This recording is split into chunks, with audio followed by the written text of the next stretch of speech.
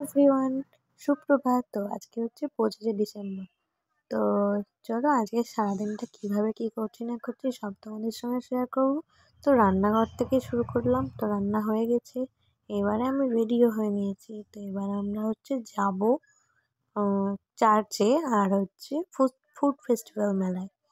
তো food festival মেলাতে গিয়েছিলাম, আর একটা কারণ ছিল, তো সেটা আর বলবো না, এখন পরে বলবো। তো দেখতেই পাচ্ছ আমি স্টেশনে চলে এসেছি আর টিকিটের কাটার জন্য এখানে ওয়েট করছি। দেখতেই পাচ্ছ টিকিটের ঘর এখনো খোলেনি। তারপরে আমরা ট্রেনে করে চেপে চলে এসেছি বহরমপুর। তো বহরমপুরে টোটোতে করে চলে এলাম ব্যায়ামের মাঠের সামনে।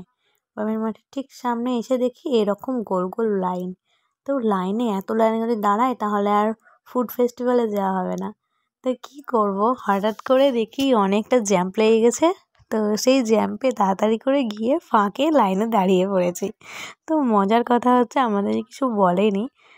তার জন্য আমরা ঢুকেও গিয়েছি লাইনের ফাঁকে, বলতে পারো চিটিংবাজিই করেছি এটা। তো এই যে এখান থেকে আমার মাও অ্যাড হয়ে গেছে এখানে, মাকে ডেকে নিয়েছিলাম ফোন করে।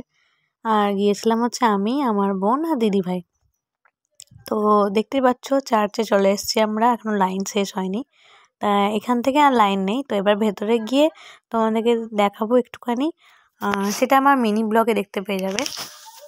তো তোমরা ভিডিওটা কন্টিনিউ দেখতে থাকো। এইটাতে থেকে বেরিয়ে আমরা যাব হচ্ছে ফুড ফেস্টিভ্যালে। তো সেখানে আর মা যায়নি, ওরা ওখানে দাঁড়িয়ে খাওয়া দাওয়া করছিলো। এই চার্চের যে মেলাটা হয়েছে সেখানে ছিল ওরা, আর আমরা গেছিলাম ভিতর দিকটায়। আসলে এবার বলে দিই কারণটা।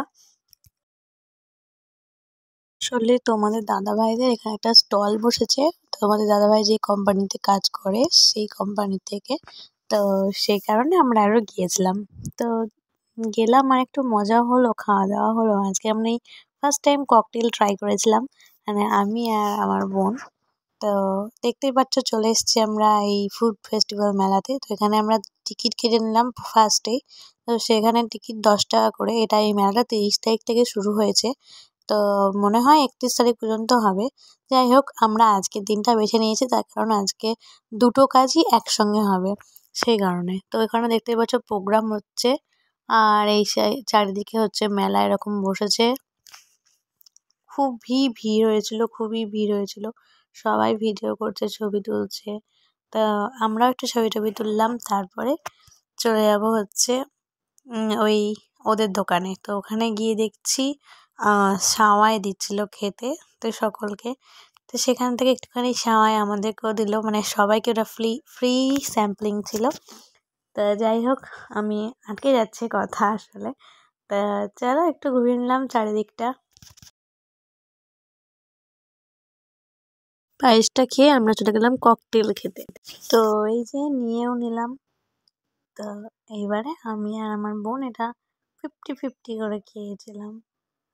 তা যাই হোক, তারপরে আমরা বাড়ি চলে এলাম। বাড়িতে এসে ক্রিসমাস কেক খেয়ে নিলাম, আর তার সঙ্গে চিনিকেও একটু সান্টা সাজিয়েছিলাম। তোমরা সবাই জানাবে কিন্তু চিনিকে কেমন লাগছিল। তো চিনি এখানে ঘুরে ঘুরে বেড়াচ্ছিল আর খুব মজা করছিল। ওকে একটা দাড়িও কিনেছিলাম, কিন্তু দাড়িটাও কিছুতেই পড়লো না। কি করবো বলো, ওকে মনে হয় চুল করছিল দাড়িগুলো, ও ছুঁড়ে ফেলে দিচ্ছিল টেনে। তো যাই হোক, ওকে এভাবেই সাজিয়ে দিলাম। কেমন লাগছে তোমরা অবশ্যই জানিও কমেন্টসে। আর আমার শানটা কত বড় হয়ে যাচ্ছে আস্তে আস্তে। তোমরা সবাই ওকে আশীর্বাদ করো আর অনেক ভালোবাসা দিও। তো সবাইকে জানাই মেরি ক্রিসমাস ডে। সবাই ভালো থেকো, সুস্থ থেকো। আবার তোমাদের সঙ্গে দেখা হবে নতুন কোনো ভিডিওতে। তো টাটা, বাই বাই।